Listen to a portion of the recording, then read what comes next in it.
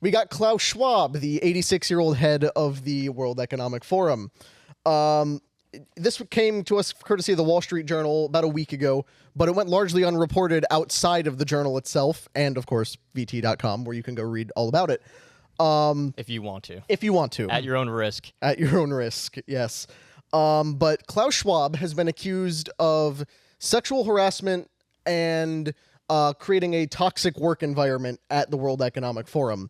And this story is just so perfect because not only does it knock the World Economic Forum and Klaus Schwab, who are legitimately among the worst people on Earth, the ones responsible for the mess we're in as a country, as a planet, it's also showcasing how globalists and leftists will always eat their own if you leave them alone long enough.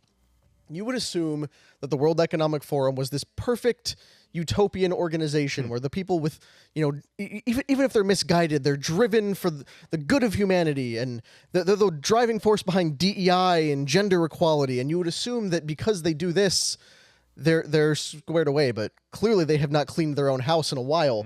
So the various allegations against Klaus Schwab include firing women when they return from maternity leave, constantly commenting on their appearance. There was a quote from the journal directly: "Since the forum's earliest years, staffers say women received warnings about Schwab. If you find yourself alone with him, he may make uncomfortable comments about your appearance."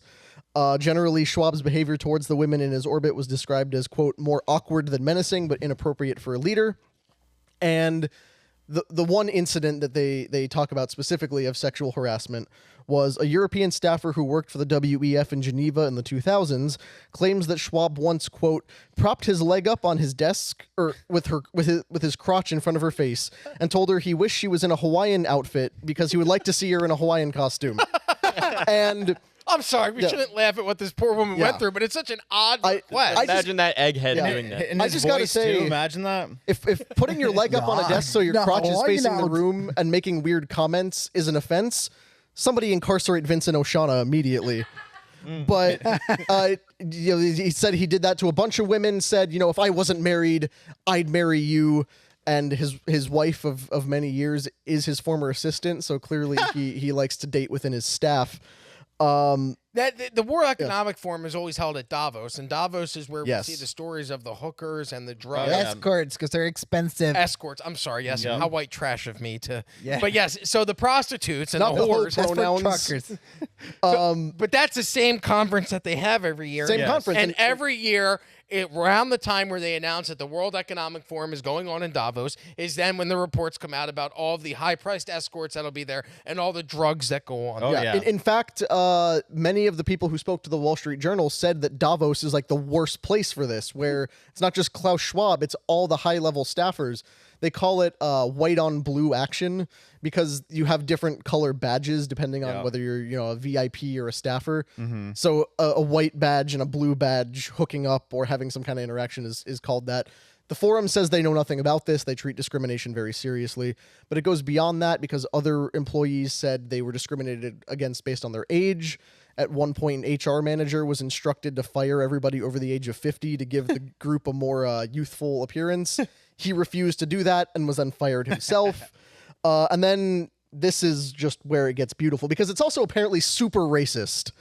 Nice. Where they're saying black people are passed over for promotions. High-level staffers use the N-word in front of black people all the time. One incident in 2018 involved an operations chief belittling a black woman on his staff by mumbling, "What can you expect from an N-word?" during a dispute. Jeez. He was fired within 2 days. This is just the clincher right here of how beautiful the cannibalism of liberal globalists is. Another incident involved a manager from South Africa remarking that a certain chocolate-covered candy had once been called N-word balls in Denmark, which a nearby black employee found triggering.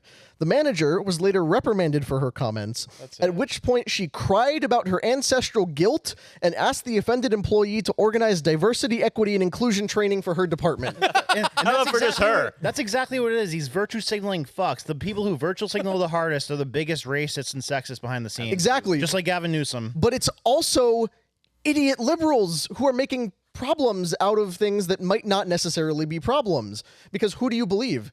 Do you believe that Klaus Schwab is a violent sexist who thrusts his crotch aggressively at female staffers? Yes. Or do you believe that the uber-liberal globalist women who go to work at the WEF are the kind who will make a sexual assault allegation out of nothing? Both of those are correct. Double whammy. So are the liberal globalists super racist against black people? Yes. Most likely. Are the black people who go to work for the WEF likely going to complain about incidents that aren't actually racist? Yes. Yes. 100%. So that's why this story has everything, and it's chef's kiss beautiful to watch it all fall apart. What do you think, Vinny?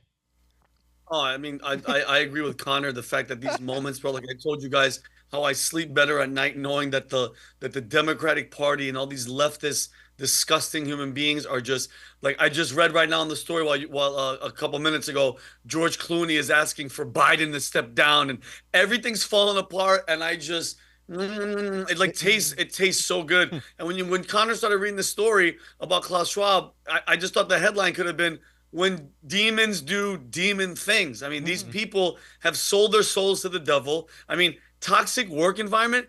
Everything that the WEF does is toxic. They try to add fascism and socialism, which it's globalism. They want to control us. They want to do everything. They're the ones that are telling us that they know what is good for us. You know what I mean? Like you will own nothing and you will be happy. You will do this. All the DEI, it warms my heart to see it all falling apart on them. And I don't put it past them, bro. Think about it. These are the people. These are the elites. Let me explain something to you. These are the elites. The Klaus Schwab. Yes. All these. There it is. All these disgusting people, and all of them have accents. From the CEO of Pfizer, you know, anybody that wants. It's almost like a trend.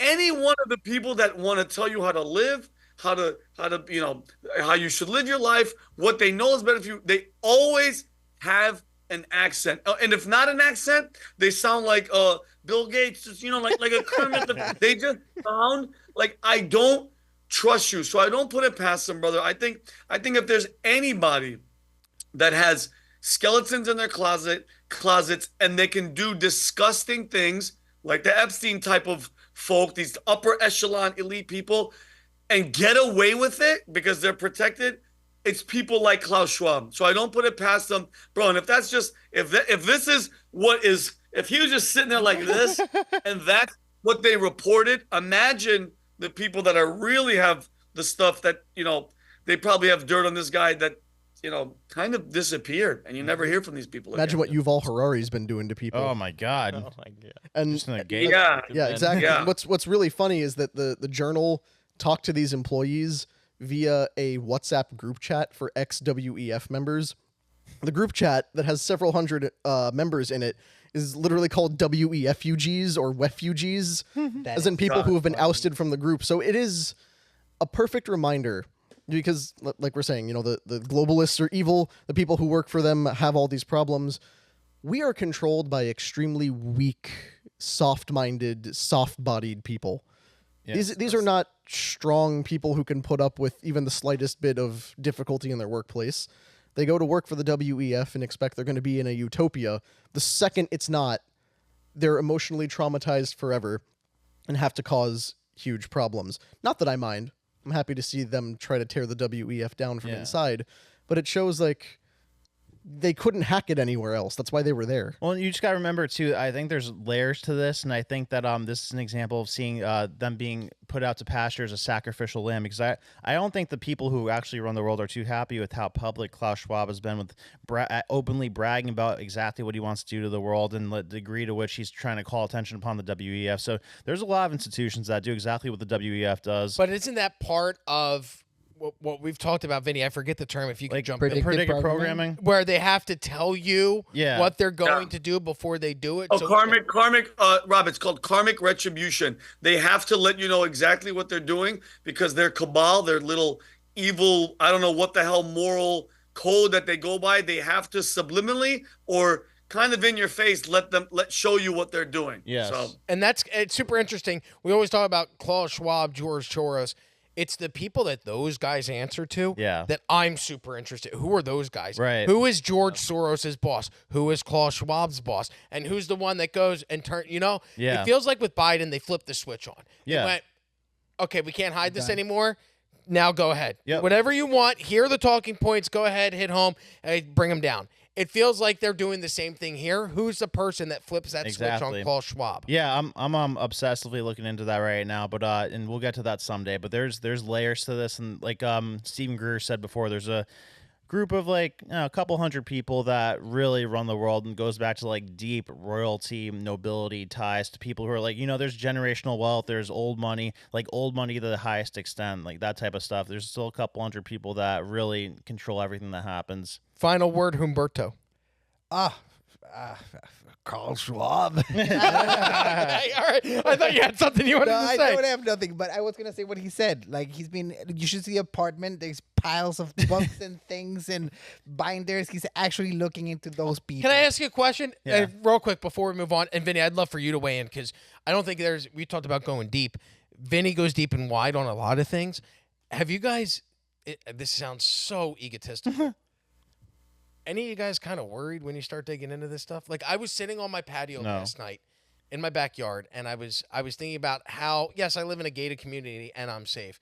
But what I'm reading into and what I'm digging into are files that people don't want exposed, topics that people don't want talked about. And I went, oh, how safe am I? How safe is my family? And you're talking about him having stacks of research in his home. Yeah. Do you never feel worried about somebody coming and attacking you or they're monitoring what you're searching? No, because I think that the more you talk about it publicly, the safer you are to a degree, because it looks really weird.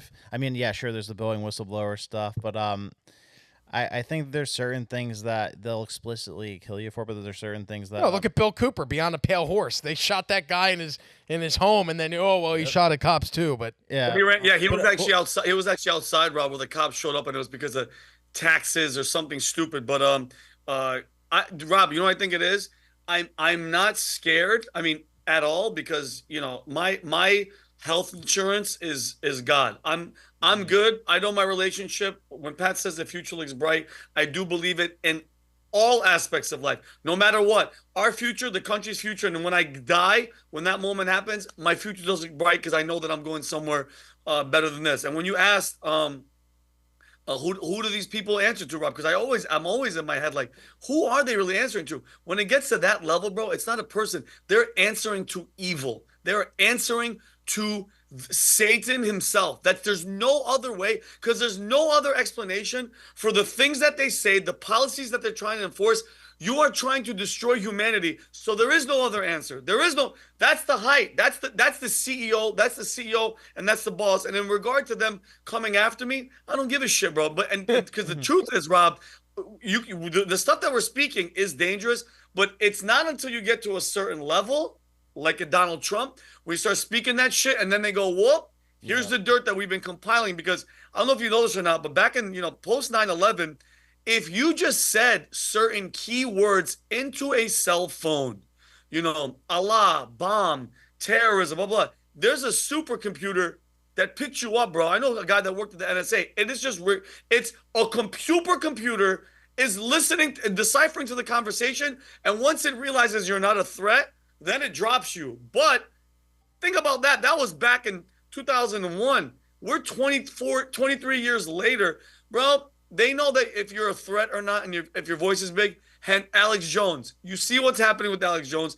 His voice is big enough to be heard by them. So I'm not scared. Let it happen, because, dude, I say this all the time. I'd rather die free than live as a slave. And I'm going to keep talking, because I'm going to keep waking up as much as these idiots that I can. That's why I love seeing people like Michael Rappaport that are actually like, holy shit. I mean, he's still kind of, kooky and Trump derangement syndrome to me, but somebody asked me the other day, why do you care? Why are you even saying what you're saying? Just love your family. I go, no. I go, listen, I'm going to keep doing that, but if the shit that's coming out of my mouth changes one person's mind, and they have one day come to a decision that they have to make to do right or wrong that might freaking save us and save humanity, I'm all in, and I'm not scared of shit. Take me out if they want to. To close on that, one thing you mentioned, evil. I've struggled a lot with religion in my life, whether there is a higher power, whether I believe in a God. And the one thing I've noticed, Vinny, it's very clear and very evident, is that there are evil forces at play. Mm-hmm. That being said, we still live our lives, right? I wake up in my home, I go to work, I come home, I have my family, we eat dinner together, I watch Netflix, I fall asleep, I get up, I repeat. I'm able to live this freedom and have this life. So if there is this evil that's continuously trying to bring us down, then there's got to be something fighting back for us, a good that is trying to counter that to keep us at the place that we're at now. And hopefully good will supersede evil. So that's why I always go, is there a God? Is there? Well, there's clearly a devil. There's clearly evil with people that have bad intentions and evil spirits and forces out there that are trying to bring down humanity. That being said, if there is evil, there's got to be the counterpart. Can I add to that? Like, Vinny, Connor, Shane, myself, we're all followers of Jesus. We believe in it. And as Vinny said, it's our insurance policy. And everything that I do, even though I mess up all the time because I'm not perfect, I try to do it for good. And that force of good lives in every one of us. I'm not saying that people that are not Christian, they're not good. But at the end of the day, like, I'm a Catholic. I go to, to confession, and I need to admit the piece of shit I was a whole week and reflect on what it's true, and reflect on what I'm doing. And when I'm not doing things for good, because, like, I'm a physical being that is working for the guy upstairs and doing physical, like, trying to put as much good in the world as I can. And that's how the forces get balanced out. I don't know. And that's the thing we have to remember too is it says it constantly, and no matter what you read, no matter which religion you are, it's so much easier to choose the bad side than the good side. And that's why you see the people like Hunter Biden, the Clintons, whatever, all the ones blowing at their back, supporting them. You just sell your soul, like, figuratively or literally, and you have all the support in the world of the establishment at your back. But if you go against the grain, it's immensely more difficult. But you're on the side of good, and that's where I think we all are. And look what Vinny mentioned earlier about Alex Jones and what they've done to him. Right. When they can't get you criminally, they will go after you financially. So if they can't get you on criminal charges and lock you up, then we'll just bankrupt you. It's the same way they brought down Al Capone. They didn't bring him down for bootlegging or being a gangster. They brought him down for taxes. And that's the same exact thing that they'll bring down Alex Jones with. It's not the taxes, but the financial implications of suing you into oblivion to the point where you owe billions of dollars and you can never pay it. So they shut your organization down. They close InfoWars. They liquidate the assets to go to the families. Right.